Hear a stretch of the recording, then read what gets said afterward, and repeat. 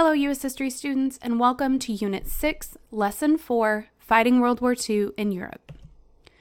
From 1939, when Hitler invades Poland and starts World War II, through to 1942, the Axis powers dominate not only Europe, but North Africa and Asia as well. And at this point, by 1942, our Axis powers are Hitler in Germany, Mussolini in Italy, and Tojo in Japan. And those three nations dominate all of the yellow portions of our map here.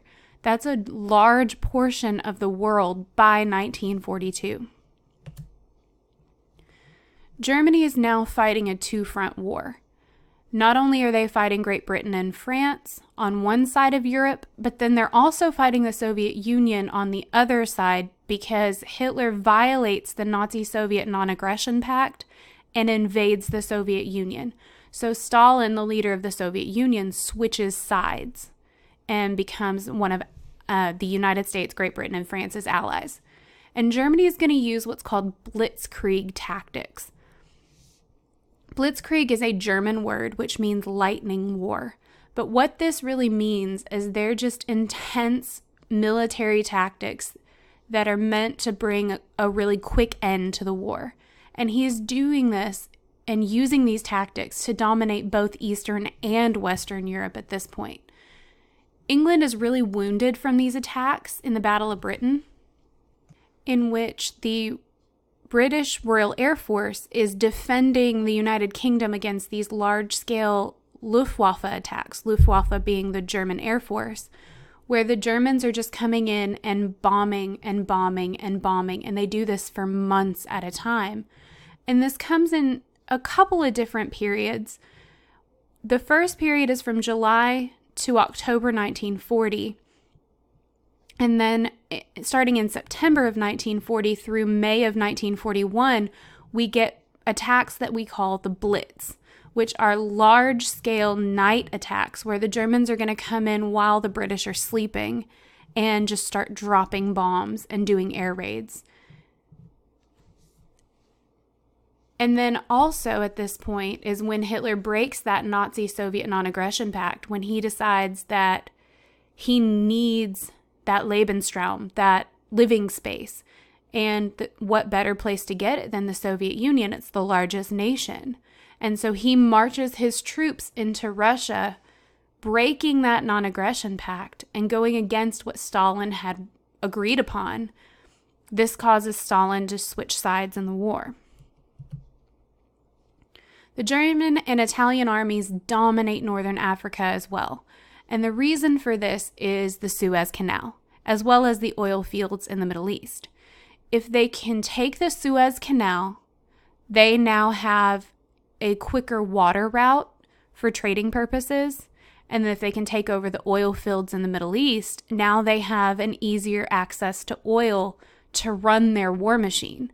So both nations attack North African nations as a means of taking over these areas for their own personal gain and their military might. While the Germans and the Italians are fighting in Europe and North Africa, the Japanese dominate Asia. Prior to the United States getting involved, Japan is taking over parts of the Asian mainland.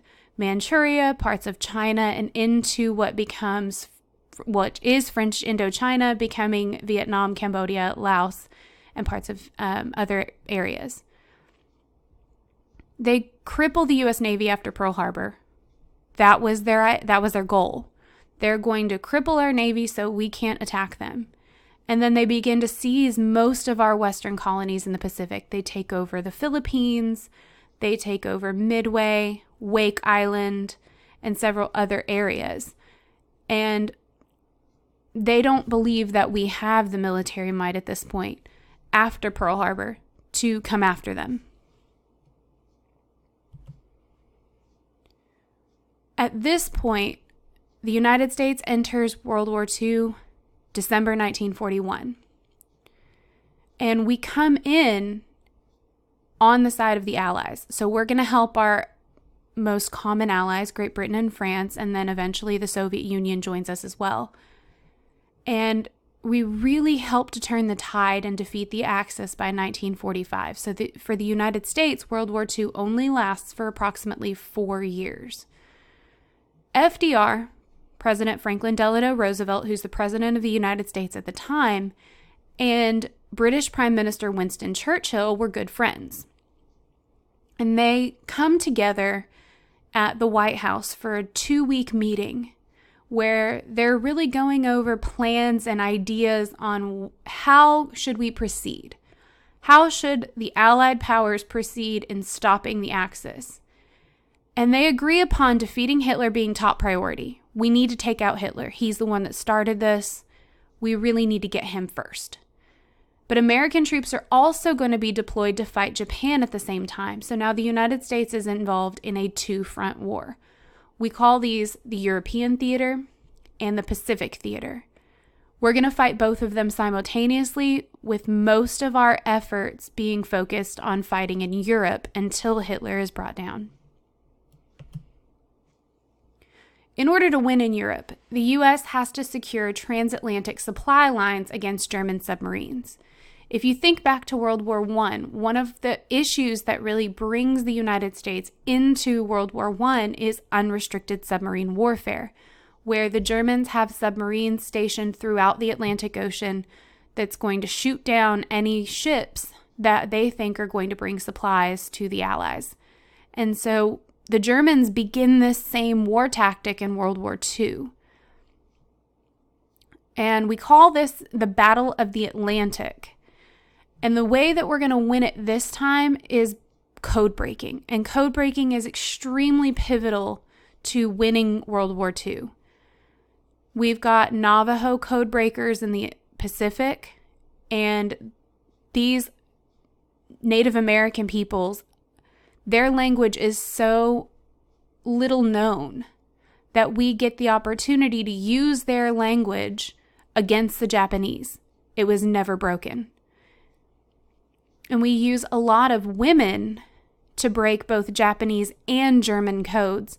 And this allows us to be able to intercept their communications, know where their submarines are going to be, to where the United States, Great Britain, and France can now sink their submarines before they can sink our ships. And this helps us to win the Battle of the Atlantic. When the U.S. enters World War II, Stalin, who has joined the Allies, wants the Allies to open a Western front and divide the German army. So he brings this proposition to Churchill and FDR, saying, look, this is what I think is a good idea. If we can divide the German army, we can weaken them. Maybe we can win the war and take out Hitler. But instead of agreeing to him, Britain and the U.S. agree to fight the Axis in North Africa. So we're going to take out their ability to get control of the Suez Canal and those Middle Eastern oil fields instead of doing what Stalin is asking. And Stalin gets very upset. This starts to breed the seeds of the Cold War that happens after the war. The Allies defeat Germany at the Battle of Al Alamein in 1942. This battle culminates in 2 separate instances, but essentially is the Allied victory that becomes the beginning of the end of the Western Desert Campaign, and it eliminates the Axis threat to Egypt, the Suez Canal, and the Middle Eastern and Persian oil fields. So we've essentially cut them off from what their goal was, and eventually pushes the Axis powers out of Africa. American troops and British troops then invade Italy, taking Sicily in 1943 and seizing the capital of Rome in 1944, which, if you take the capital, you take the country. In 1945, Mussolini is captured with his wife, and they are executed by the Italian resistance. After he was shot trying to escape Italy, his mistress, and his bodies were then brought back to the capital and put on public display. Meanwhile, the Soviet army stops a German attack at Moscow, being the capital of the Soviet Union, and Leningrad in 1942. However, this leads Stalin to really go back on, we really need to separate the German army. And he kind of tries to push that point again, but again, kind of ignored.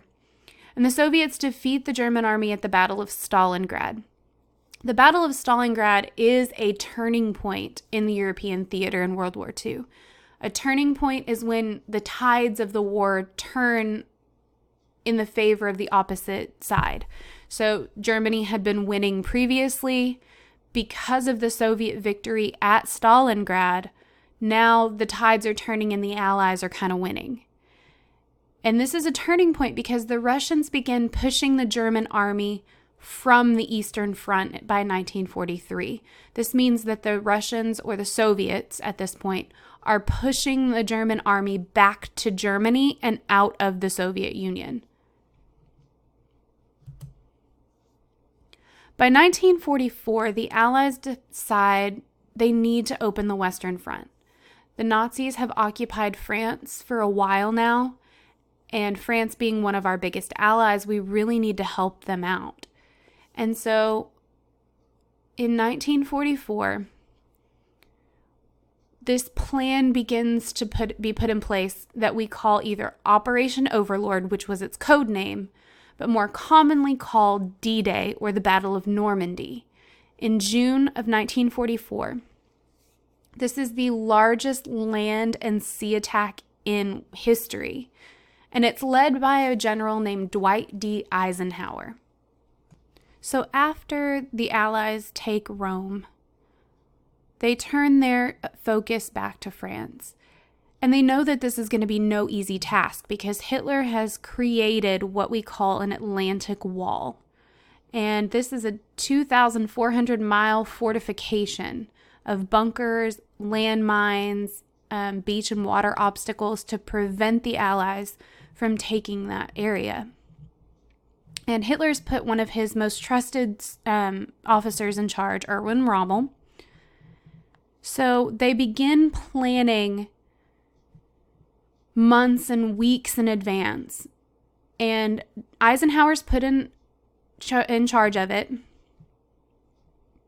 And the Allies carry out a massive deception operation intended to make the Germans think the main invasion is going to be at the narrowest point between Britain and France. Basically, it looks like it's going to be easier because it's a shorter distance. And so they try to make Hitler think that's where they're going to attack rather than attacking at Normandy. In addition, they led the Germans to believe that Norway and other locations were also potential invasion targets. So they're trying to get Hitler to believe that they're going to attack somewhere else. The D-Day invasion was supposed to happen on June 5th of 1944, but there's a lot of really bad weather. And so they postpone it until the next day. And on the day of D-Day, Eisenhower gives the go-ahead for Operation Overlord. And he tells his troops, "You are about to embark upon the great crusade towards which we have striven these many months. The eyes of the world are upon you." And so at dawn on June 6, 1944, British, Canadian, and American troops land on the beaches of Normandy. And it's a horrible fight. It's very difficult. Many, many people are lost. But it's a victory. As you can see in the photos here, the top photo is a picture of the beaches after the landing. You've got the ships offshore, the tanks on the beaches, military personnel everywhere.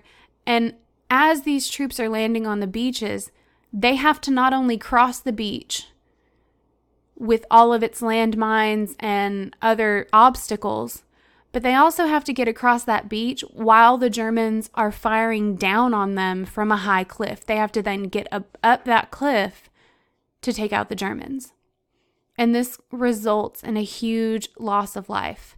As you can see the bottom photo here, this is something that was created for a D-Day anniversary where the shadows of those lost on that day were etched into the beach.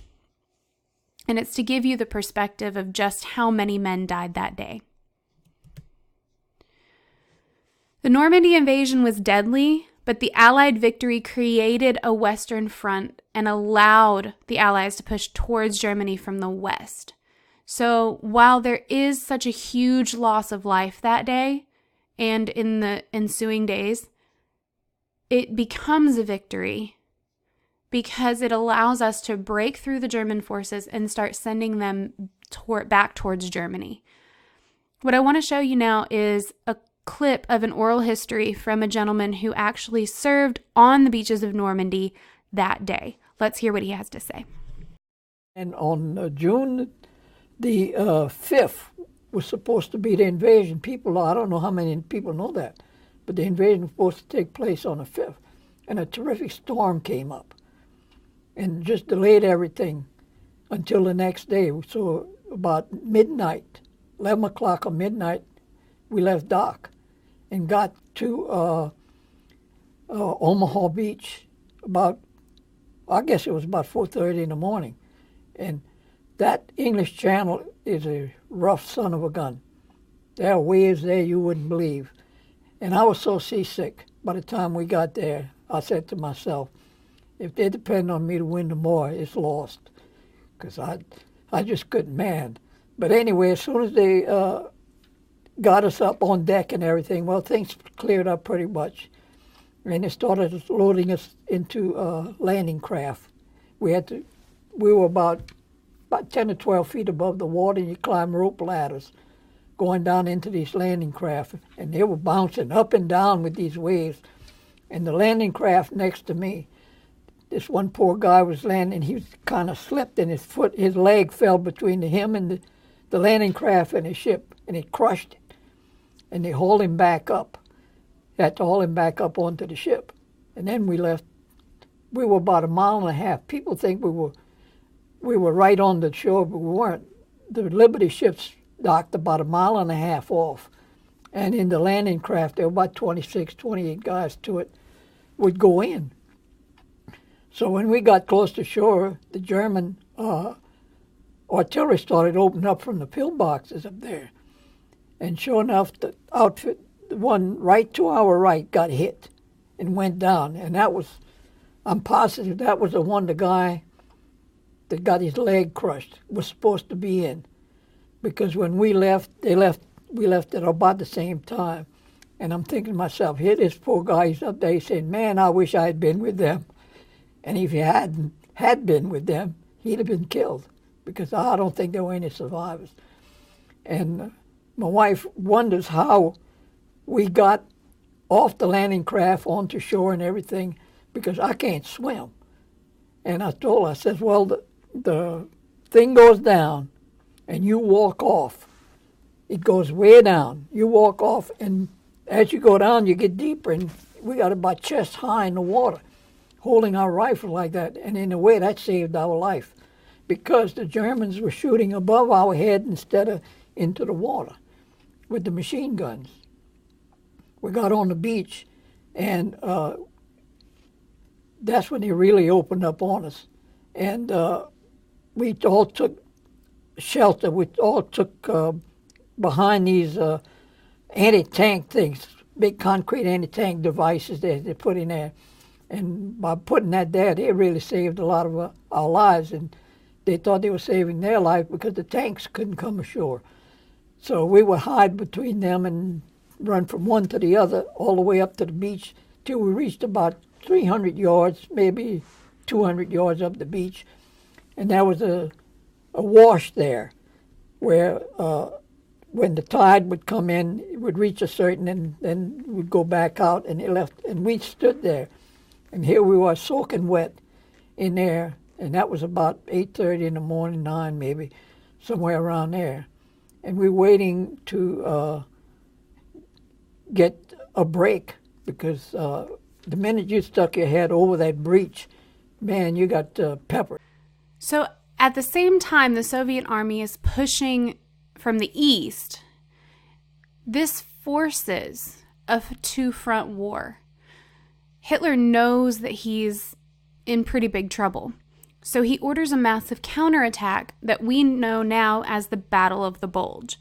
And the purpose of the Battle of the Bulge was to push the Allied line from northern France to northwestern Belgium, basically trying to get them away from Germany. This is Hitler's, basically his last major offensive, and he loses. So by March of 1945, the Allies were fighting in Germany and pushing towards Berlin, Berlin being the capital of Germany. In February of 45, the Big Three, FDR, Winston Churchill, and Joseph Stalin, meet at the Yalta Conference to create a plan for Europe after the war is over. They need a plan of action once the war is won. Stalin agrees to send troops to help the U.S. invade Japan so we can get the Pacific theater taken care of.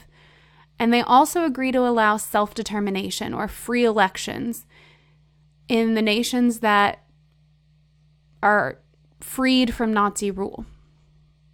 So those countries then would have their own right to determine how they want to rule their nations. The Soviet Union also agrees with the U.S. and Great Britain to occupy Germany after the war to prevent the Nazis from coming back to power. And so what they do is they separate Germany into 4 sectors. Great Britain takes one, France, the United States, and the Soviet Union. And each country will then basically rule over or control that section of Germany. And they also agree to create and join the United Nations. Now, this is a similar concept to Wilson's League of Nations after World War I. However, they do make some very strategic changes to the United Nations that will help it to continue long after the war. And the United Nations is actually still an organization today. As the Allies push into Germany and Poland, troops discovered and liberated concentration and death camps where the Jews had been being held under Nazi control. And at this point, we're now going to find and liberate all of these concentration camps. And at that point, we need a place to put them. So the United States and the United Nations helps to create the nation of Israel, which will cause a lot of conflict later, as a homeland for the Jews that really can't go anywhere else. Their homes have been taken. I want to show you this last clip of a lady who is Jewish and was in one of these concentration camps. Let's listen to her story.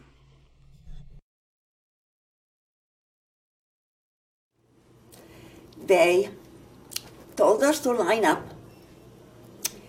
and they told us to go to the train. We went to the train one by one. They put us into cattle trains, about 80 to 100 people into a wagon.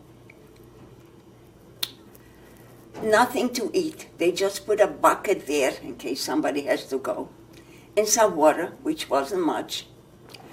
We had no room to stand up. We had no room to lay down. And it was terrible, just terrible.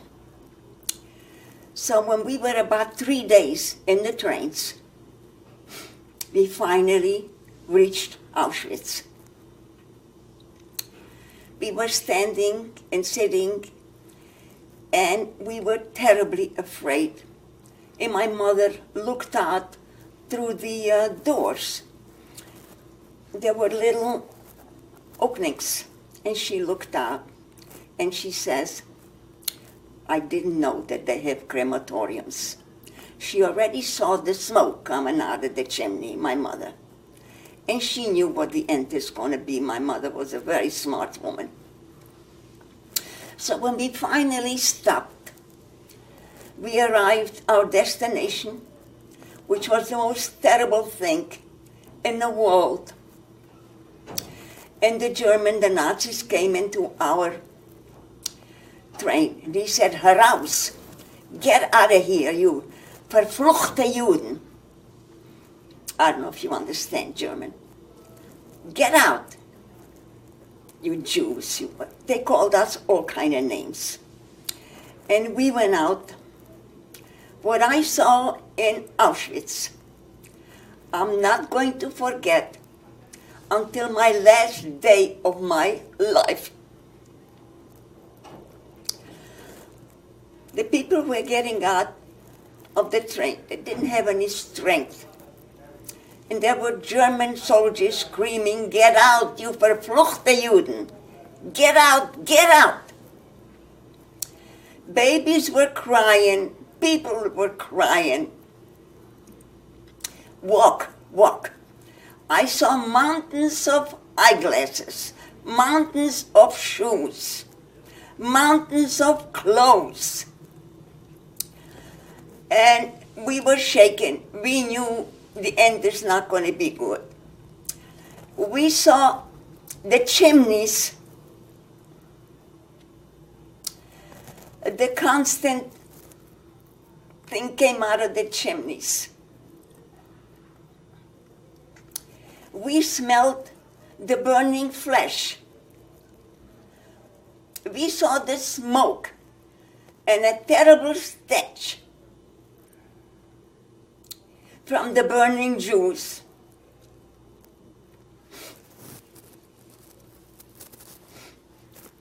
And they said, go, go, go. They pushed us, go.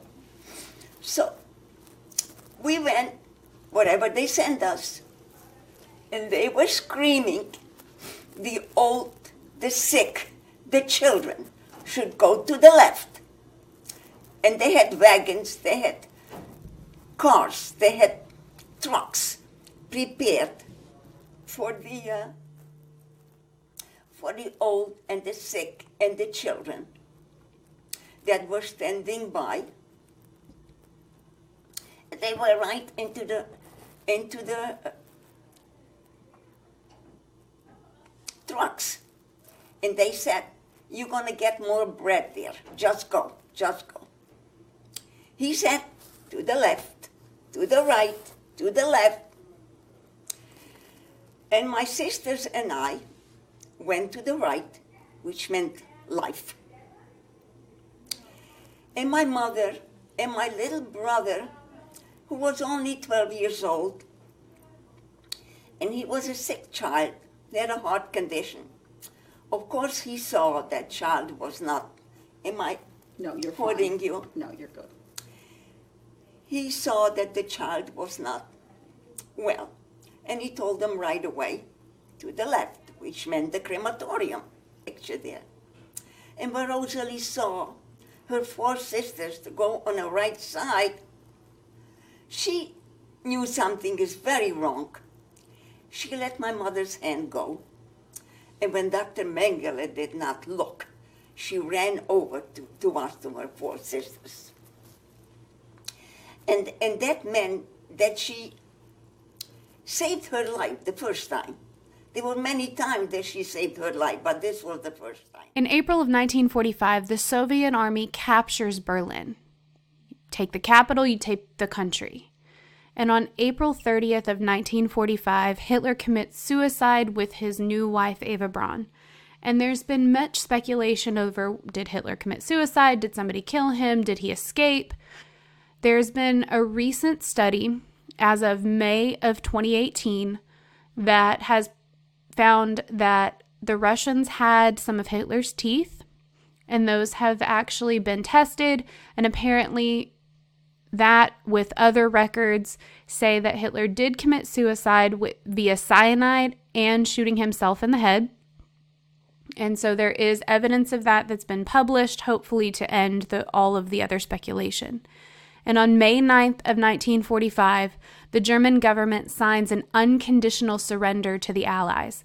The war in Europe is over. This is also known as VE Day or Victory in Europe Day. This brings us to the end of our Unit 6, Lesson 4, and I hope you have a great day.